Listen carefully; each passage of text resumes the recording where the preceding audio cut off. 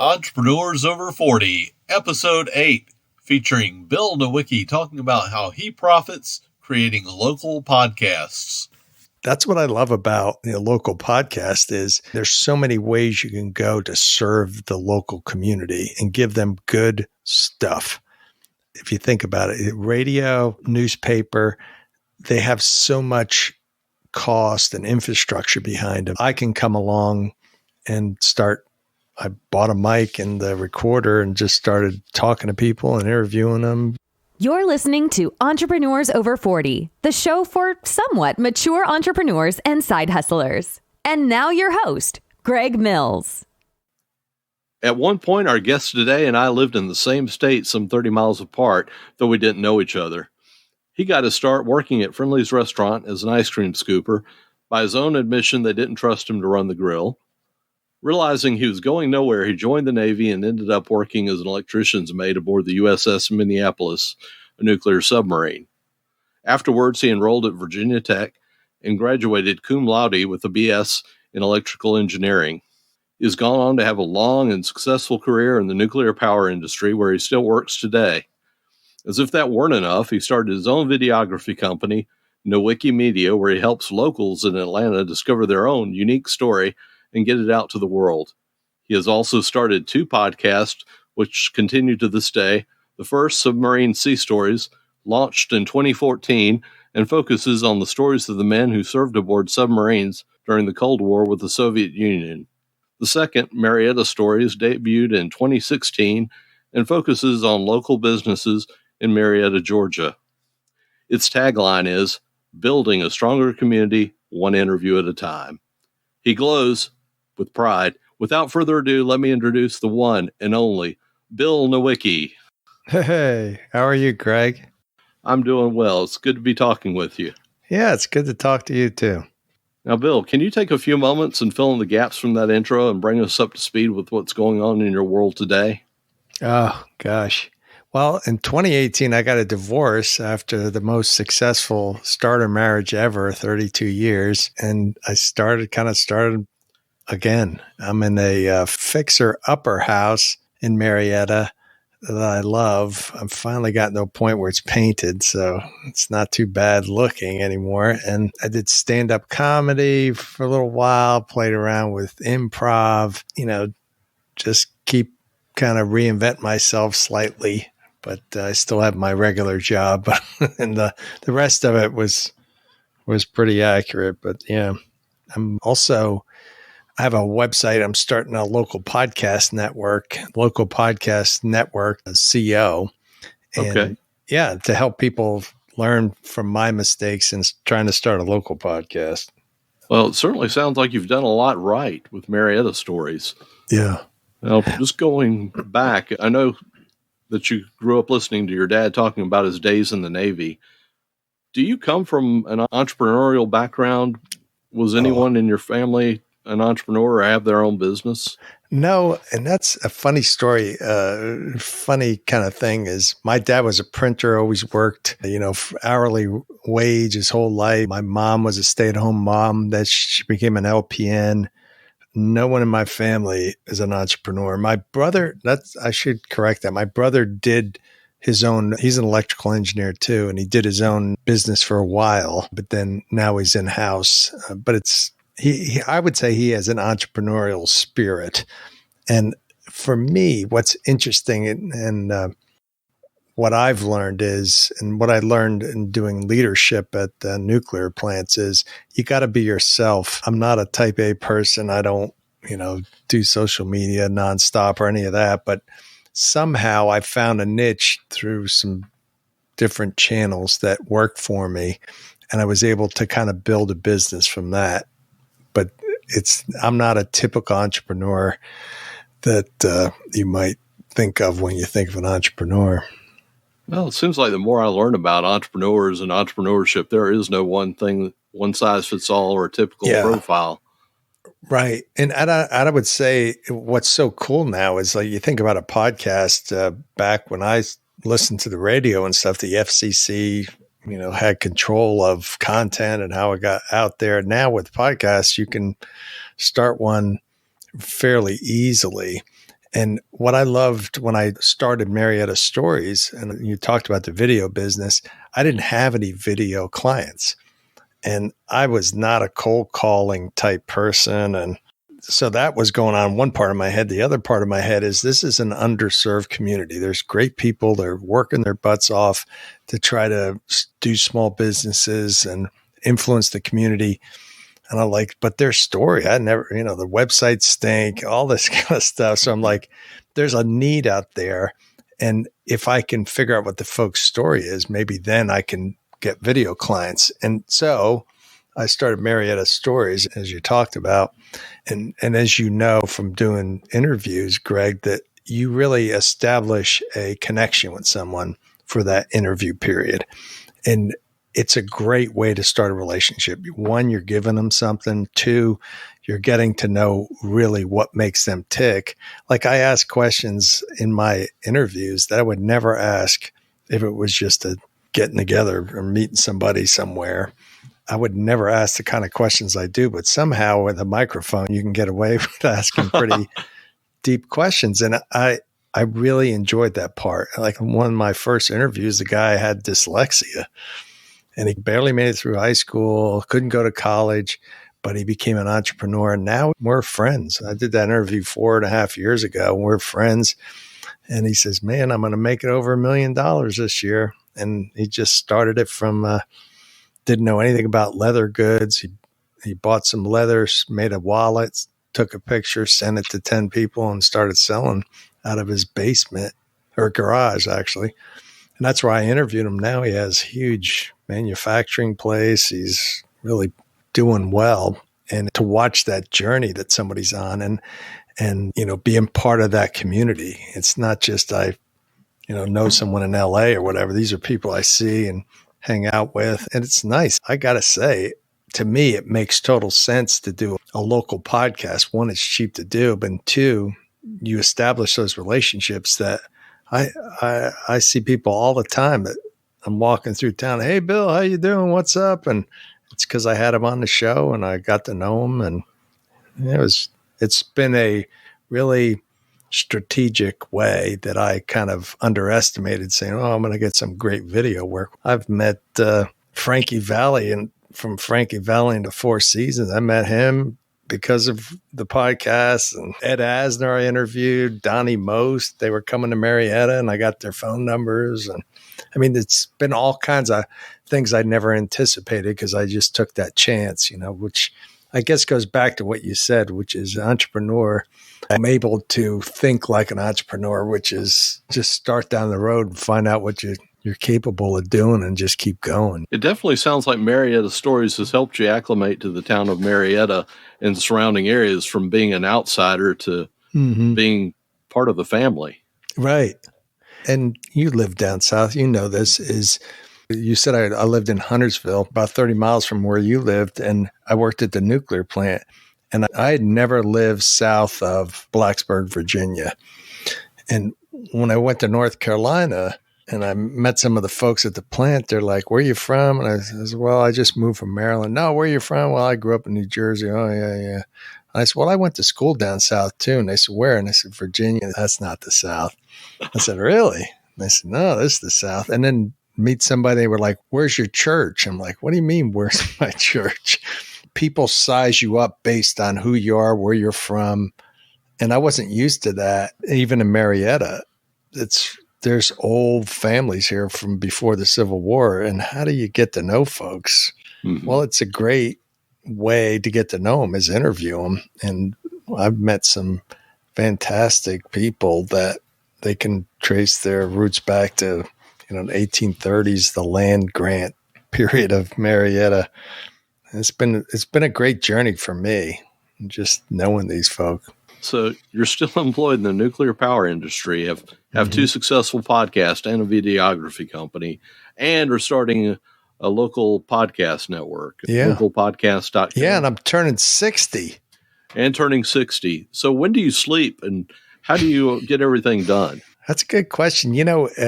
The other thing about podcasts, and this is if anybody was thinking about doing a podcast, I would definitely make them into seasons. because you get burnt out. It's hard to do a weekly podcast. Even though you love it, it's like, ugh.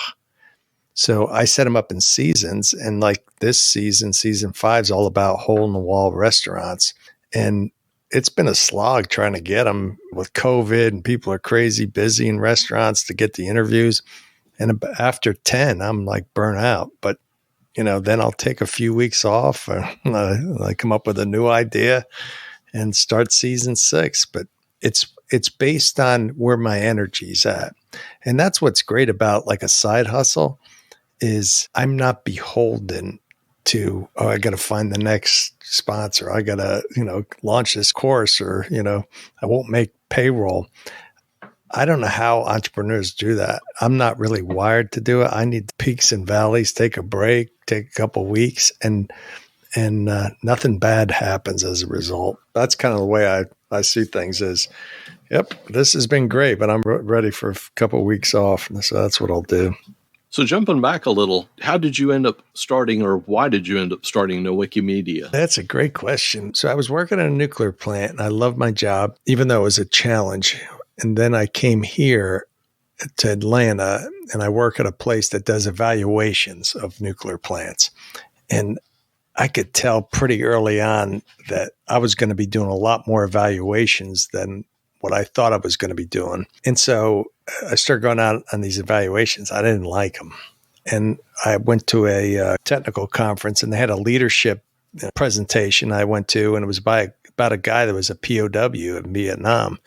He was one of the ones at the Hanoi Hilton, and they had that whole tapping thing where they tap the Morse code so they can communicate. And he wrote a book, and he talked. I met him after the talk, and he gave me his card, and it said coach on there. And I said, "Oh, you do coaching?" And yeah. So I sent him an email, and I said, "I'd love to hire a coach to find out what I could do about this job that I have that I don't like." And he said, "I can't do it, but here's another guy." So I got with this guy, Gary O'Malley, who's in Marietta, and we met. And I knew the first time I met him, I was like, man, I'm going to get something out of this. And one of the things that stuck with me, he said, "So what's your goal?" I said, "Well, I want to get better at my job." And I said, "Well, hell, I can't help you with that, but I can help you tell you what you should be doing." I said, "What do you mean?" He goes, "You'll see." And so over the next, I think it was like 2 or 3 months, we met like every week or every other week. We went through this long list of what's important to me. And at the end of that, he said, "Hey, you're wired to be a storyteller, videographer, a podcaster." And I said, "Well, okay, great. What do I do now?" He goes, "Well, find people that do that, and you'll see things will start happening." I said, "Okay." So I looked on Meetup, and there was no meetups for podcasters. So I heard a podcast from an entrepreneur in Israel, and I just sent him an email. I said, "Really like your show. I would love to learn more about podcasts and how you did it." And he says, "I just happen to have a Facebook group, and I'll let you join for free, and I'll teach you how to do it. How's that sound?" I said, "Sounds great to me." And I thought he was going to ask me for money, and never did. And I was with this group of folk. And one of the guys, in fact, was Jared Easley, who runs Podcast Movement, or started Podcast Movement with a couple other guys. He was in that Facebook group. I got to know him, started helping the Podcast Movement, became a speaker. I interviewed people for, I think, 2018. They paid me to interview people and talk about their experience of Podcast Movement. Got paid for that. Just kept following it. And when I launched Submarine Sea Stories, it got to number 10 in the country in art category and on the Apple Podcast app. I was like freaking out. I was like, what happened? And my coach said, "Hey, things will start happening. Just, you'll see." And I didn't know what he meant. After that started happening, I was like, I guess he's right. And he said, "You want to find that thing that gets other people excited when you talk about it." And for me, that's really podcasting and interviewing. I think I learned that on the submarine. I mean, you didn't have any new experiences. So I would totally get engrossed in people's stories and what their lives were like. And I learned, some of those skills to tell a story and how to listen. It's really been a fun journey for me. I mean, it's like I said, it's put me in places I never would have imagined.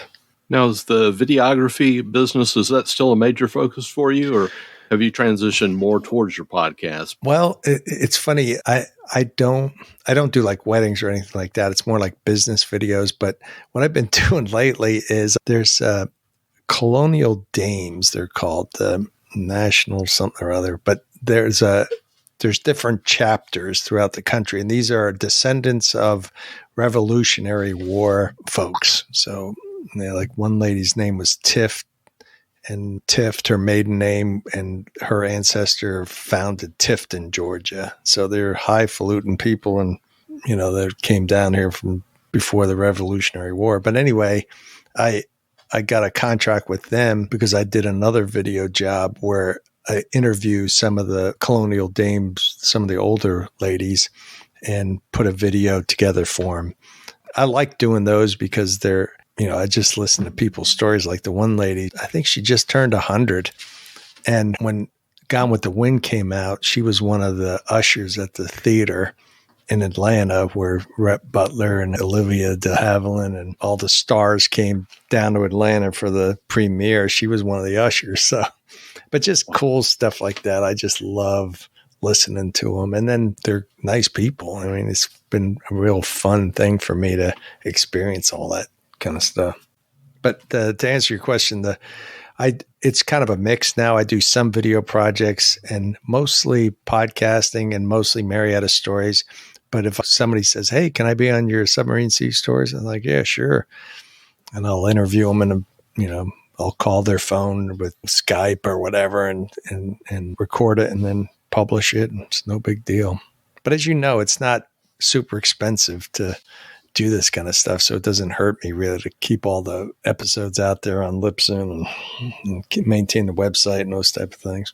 So on Submarine Sea Stories, have you started getting people from other subunits? Yeah, it's interesting. There's all kinds of Facebook groups on submarines. So when I was heavily into it, I remember going on there, one of the submarine groups, and there was one guy was struggling. So I didn't realize this, but there's people that were on submarines that have PTSD because it's so scary. You don't know what's going to happen. Well, it never happened to me, but it makes sense that he would. And the one guy was on a submarine group, and he's like, I'm not doing well. He said, well, I came from an alcoholic family, and the safest place for me was the submarine because I slept better on a sub than I did ever. Because he knew what to expect. He knew he could trust the people around him. He knew that they had his back. And when he was home, it was much different. Like his mom and dad, if they were sober, they were fine. But if they weren't, then all heck would break loose. So I was like, I got to interview this guy. So that's what I did. I interviewed him. I reached out to him, and we're friends. He lives up just north of here. So I saw him not too long ago. Nice guy. But I love when you, and you know this, Greg, when you hear somebody's story, it makes sense the way they act. And all the stuff we do on social media that, it's like, this person's a jerk, we should ban them.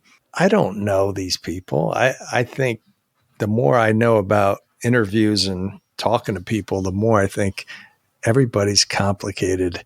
Everybody has their own story. I'm not going to judge them based on some Twitter post when they were drunk or whatever. I don't know what their journey is.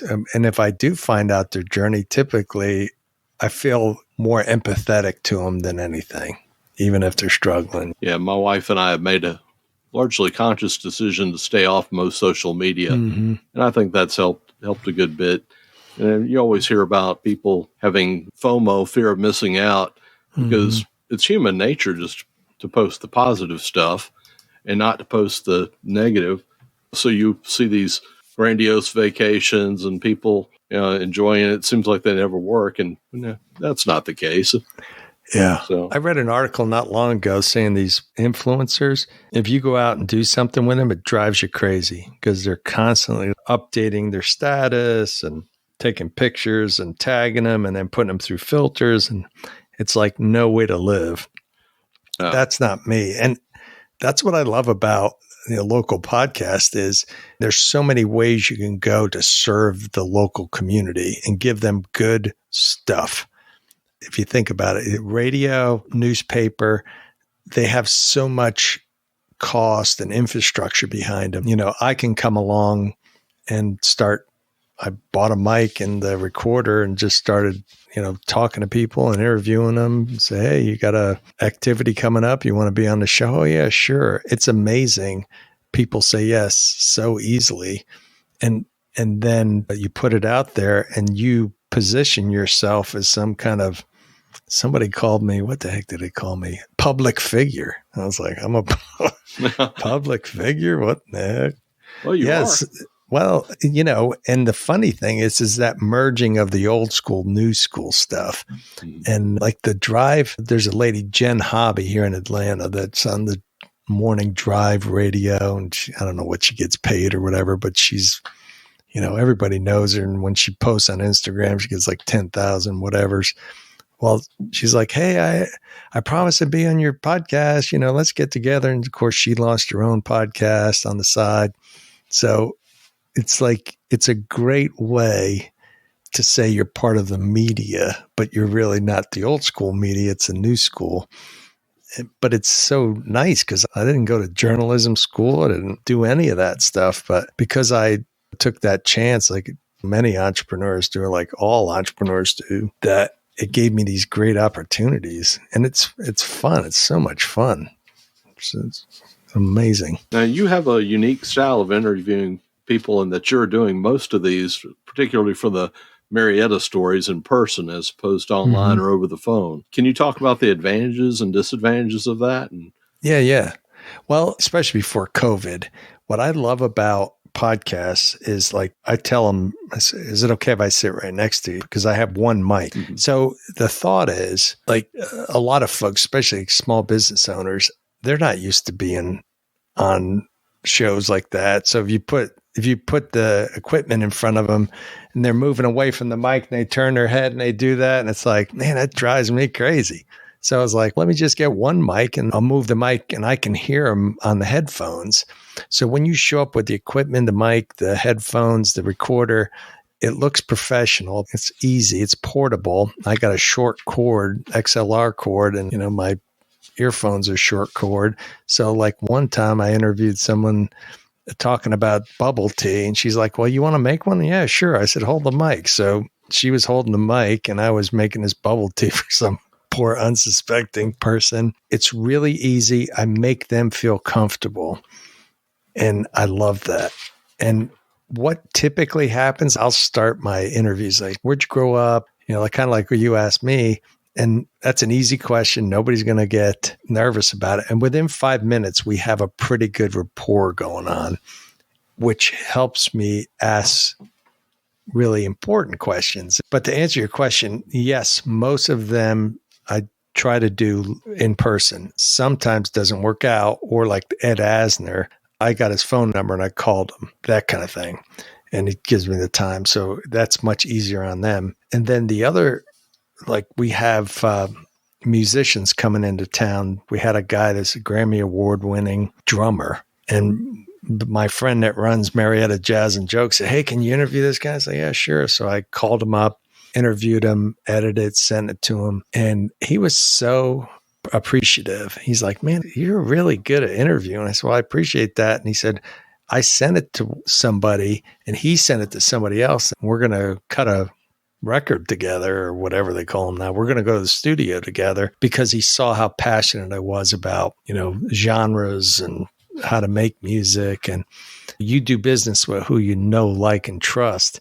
Well, how the heck do you find out if you know, like, and trust them if you don't listen to their story and understand what makes them tick? So to me, however I get that, and I'm much more flexible now with COVID, that I just tell them, hey, I'll call you up, whatever. And the other thing that I want to mention, just from interviewing standpoint, is I tell them this isn't live. So if you mess up, tell me, or if you say something you wish you didn't, just let me know and I'll edit it. And I'll always make it available for them, rough draft, so they can listen to it and say, yeah, man, I sound pretty good. Thanks. And that helps too. But whatever I can do to make somebody feel comfortable with the interview is what I'm going to try to do. So we do have a trusting relationship to start with, and they got their point across. And many times it's pretty cool. Like when you talk to an entrepreneur or somebody who runs whatever, a bakery, restaurant, whatever business, you remind them why they're doing it. And it's a gift to them at the end. They're like,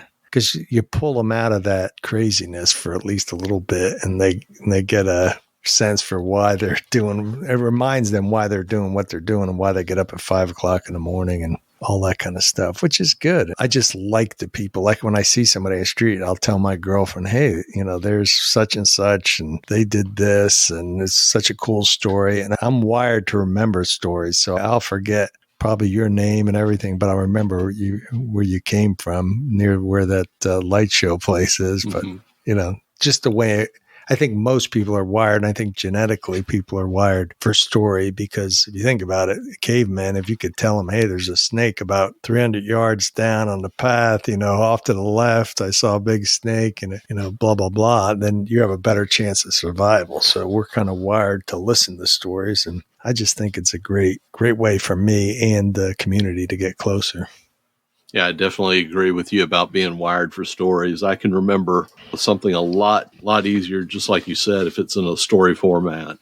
Mm-hmm. Wish I'd known that going in high school and college. And yeah, how about history classes in high school? It's so freaking boring. Then I read history books all the time now. I used to hate history. It's like, because I never knew the story. I don't care about the facts, what date something happened, how many whatevers. I don't care. But if you tell me the story about it, it's like, man, it's fascinating. So what has been one of your favorite interviews that you've done recently? Oh, gosh, I have so many. I would say I interviewed a lady, Beverly McAfee, who people here in Marietta know very well, but I didn't know. But somebody told me, I had to talk to her, and she's such a great storyteller. She was very active in the Marietta High School, and one of the principals was retiring, and she was a member of some kind of supportive organization in the high school. And they're like, we're going to do a fundraiser and get her a brand new convertible car, or not brand new, but like a year-old convertible car in the Marietta High School color. And so they had this audacious plan to get her a brand new car. They're going to put it in the Hilton, move the doors out of the way so they can pull this car in and give it to her. And she went to the car dealership and said, I want this car and blah, blah, blah. And he goes, well, how much money do you have? She goes, don't worry, we'll get the money. We got about $1,600. This is back in the 70s or whatever. And he's like, man, you know what one of those cars costs? He goes, well, we're going to get the money. Don't worry about it. And he goes, well, I got this other car. It's almost like that, but it's just 2 years older. It's got some miles on it, but it's really great. And I said, and she goes, wait a minute.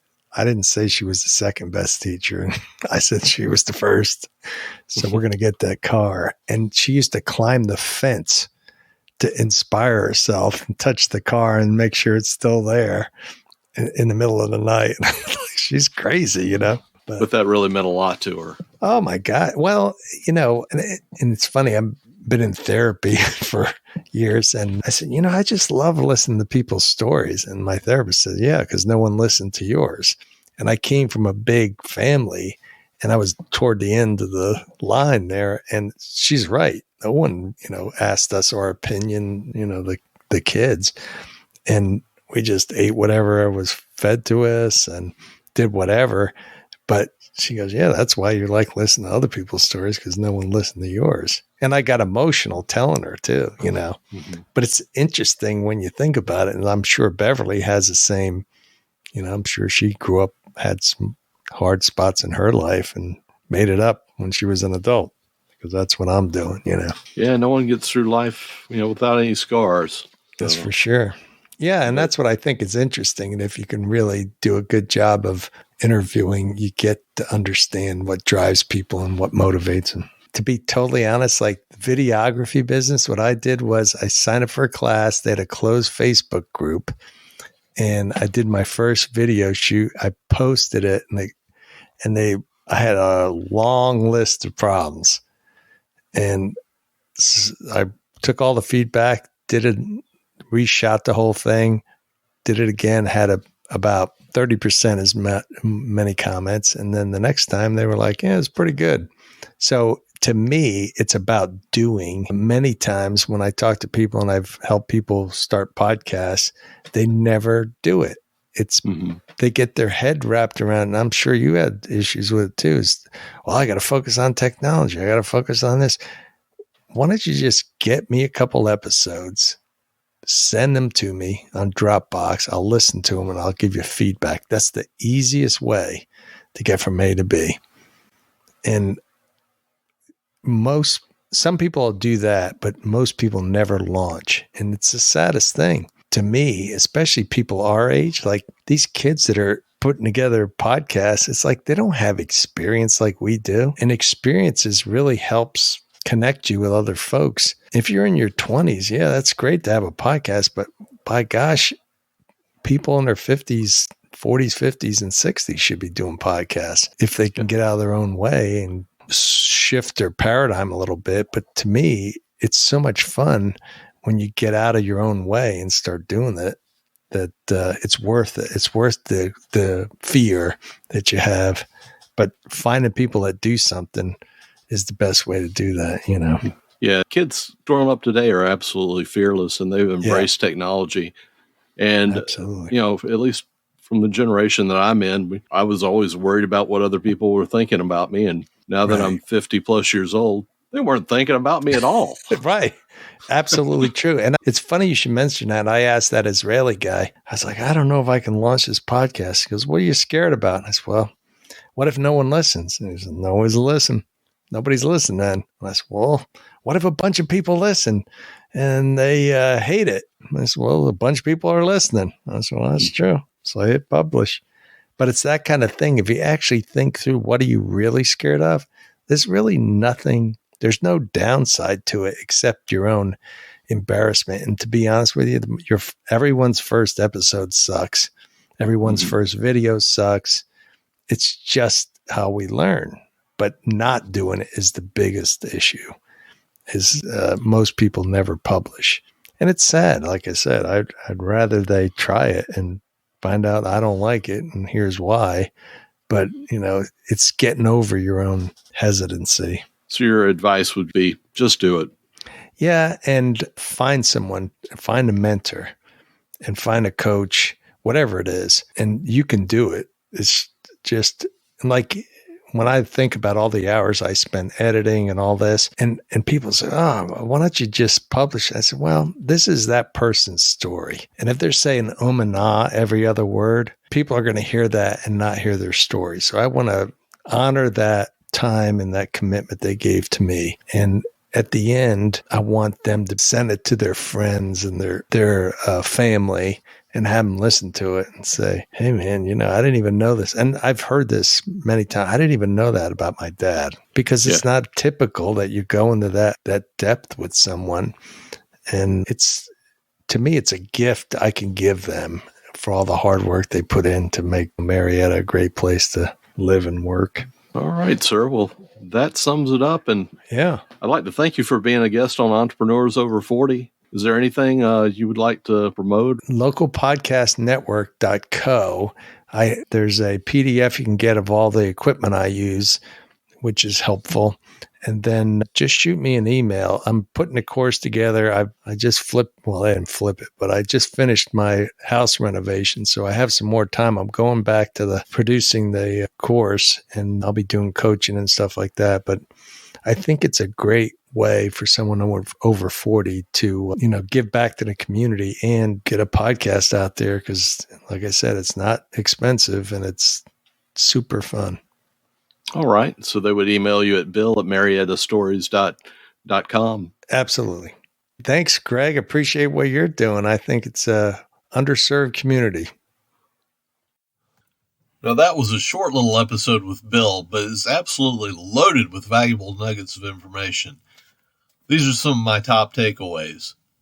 Local podcasting helped Bill acclimate to the new town that he had moved to and become a regular, or as one of his fans called him, a public figure. Now, this would be an absolute great way to break into a new community if you were new, or just to expand your circle of friends and acquaintances. As Bill pointed out, he has met several celebrities and musicians, as well as just great people all around. Because once you start a project like this, the possibilities are endless, and you don't know where it's going to take you. Bill also pointed out you can establish a really deep connection with someone just by interviewing them. Local podcasting serves as a sort of lead magnet for Bill's videography business, and I could see it also being a good tool to generate advertising revenue. Local podcasting can be done over the internet, but Bill makes a good case for doing it in person. Now, if you want to find out more about local podcasting, check out localpodcastnetwork.co or email Bill directly at bill@mariettastories.com. Now, next week, we'll have Jeffrey Nash on talking about his invention called the Juppie and how he brought it to life. Thank you for listening to Entrepreneurs Over 40. Check us out at entrepreneursover40.com. If you've enjoyed this podcast, please leave us a review on Apple Podcasts, Google Podcasts, or your favorite podcast directory.